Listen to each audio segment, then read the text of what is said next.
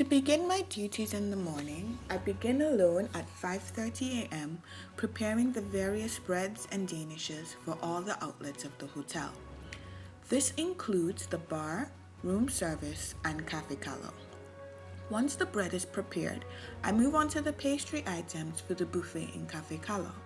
These items are comprised of, but are not limited to, bread pudding, crème brûlée, 4 varieties of fresh fruits, eclairs, meringue, fromage blanc, compote, beershire muesli, and a selection of cake.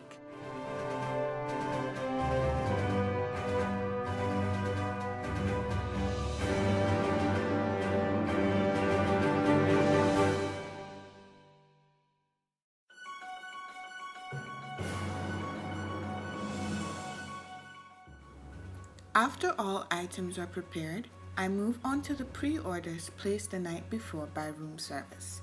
Some example of possible orders include seasonal fruit plate, fresh berry bowls, beershire muesli, and a fruit salad. These orders can be requested for as early as 6 a.m.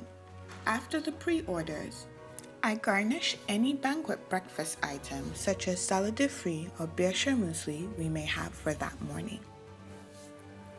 Once these are complete, I begin the amenity order list.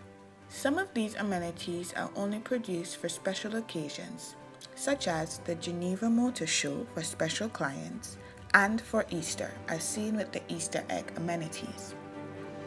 However, some of these amenities which are constant are the CH013 or Swiss amenity.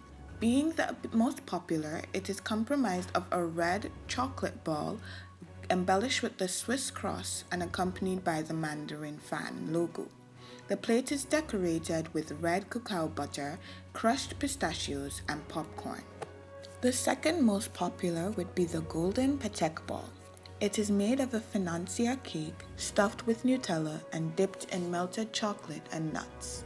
It is then brushed with edible gold powder. Finally, in terms of amenities, we have the children amenities. These could be a chocolate or meringue lollipops set in sugar-filled glasses and decorated with candies. Once this is done, I pick up the fresh fruit and dairy downstairs needed for the day. After, I move on to preparing lunch service and breakfast for the next day.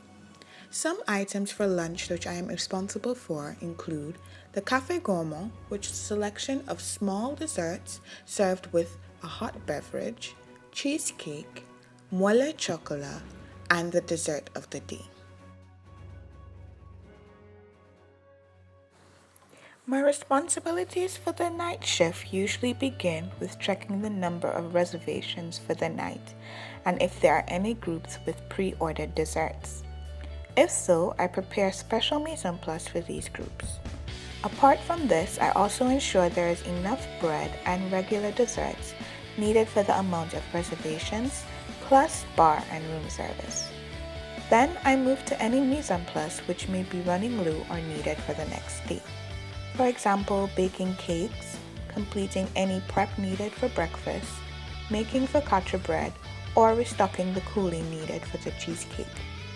While doing these pre-ordered items, I prepare any a la carte orders which may be requested for the different outlets. Towards the end of service, I begin the procedure to close the pastry. The practical skills I have gained in this internship would include making meringue, pâte à choux, and brioche from scratch. Owing to the fact that I have never worked in a heavily French-influenced pastry, these skills were foreign to me. Working in the pastry department at the Mandarin Oriental also improved my piping skills, sparked my creativity with combination desserts and different ways of applying decorations. Most importantly, it gave me a better time management and speed. As for both shifts, majority of the time I am alone with a set task to complete. Also, it has given me the opportunity to think quick on my feet when unexpected requests arise. Socially, I have learned the importance of pushing myself to learn and overcoming language barriers, as well as my personal shyness, to build a connection with team members. This to me is highly important and improves communication within teams.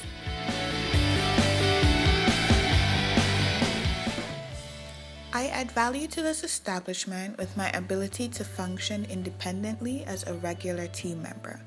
My team knows once a task is being assigned to me, it will be completed within the time limit and to the standard of the hotel. Other departments have also attested to this in my in-house evaluation. Also, I think of how my actions can help or eliminate issues for my team. For example, I complete tasks which may cause strain on my colleagues who will work after me, regardless if it is past the time of my shift or not. An area for change I would suggest would be the execution plan for future interns in terms of their learning basic pastry skills. I believe there should be a set timeline to ensure all goals are achieved as best as possible. My reason for choosing this area is because I did not achieve one of my aimed goals, which was preparing all the components for the dessert of the day independently, and this I believe was because there was not a set timeline established. Moving forward, I intend to focus on furthering my development on both hotline and pastry skills. It has always been an interest of mine to be proficient in both areas, as to me this is the ideal, well-rounded chef. Leaving Mandarin Oriental has now further amplified this goal with particular interest in fusion, French, and tropical desserts. For now, however, I will be returning to BHMS in November to pursue my master's degree in International Hospitality Business Management. While completing these studies, I will volunteer in the kitchen of the establishment to ensure I keep on top of my knife skills, as well as take a note of special one-day pastry courses offered by Le Cordon Bleu to continue with my pastry development.